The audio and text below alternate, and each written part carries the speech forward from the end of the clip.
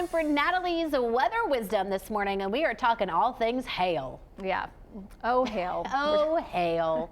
I still never went back and looked up with my reference. Anywho, it was something like when hail freezes over, but that's actually not the case. It's okay. Something different. Well, when you figure it out, I'll figure it out. You can let me know. Yeah. But yeah, we are talking about hail, how it forms, because it is an interesting thing. Because when we think of something frozen falling from the sky, you think winter weather. Right. But this isn't the case with hail. This happens during summer thunderstorms. Sometimes we get it during the winter season too, but for the most part, this is a summer type thunderstorm thing that we get here across the Miami Valley. Thankfully, not quite as large hail as they get off to our west, but it forms through the updrafts of thunderstorms. So despite it being perhaps 80, 90 degrees at the surface, up in the top of the cloud, we do have below freezing temperatures, and we have these super cooled water droplets, frozen water droplets that are up within the cloud. And what happens is that updraft continues to lift it up. So even though it tries to fall,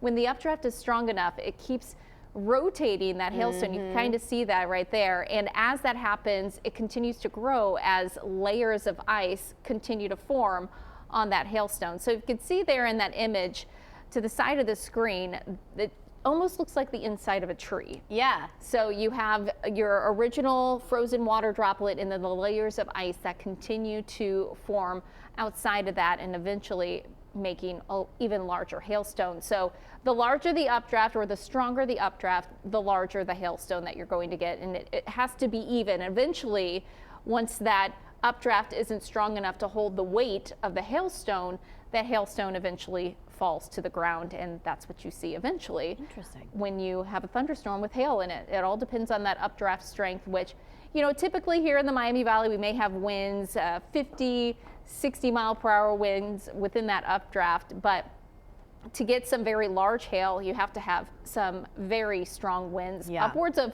100 mile per hour updrafts to create some very large hail. So I have a graphic here to explain that size of hail. So in order for a thunderstorm to be considered severe, it's quarter-sized hail. So that's inch in diameter hail. So if you have pea-sized hail, the National Weather Service would not issue a severe thunderstorm warning for that. But you can see hailstones as large as a softball or even grapefruit-sized hail. And as I mentioned, you would need updraft strength upwards of 100 miles per hour, like for this hailstone, which right is here. So crazy.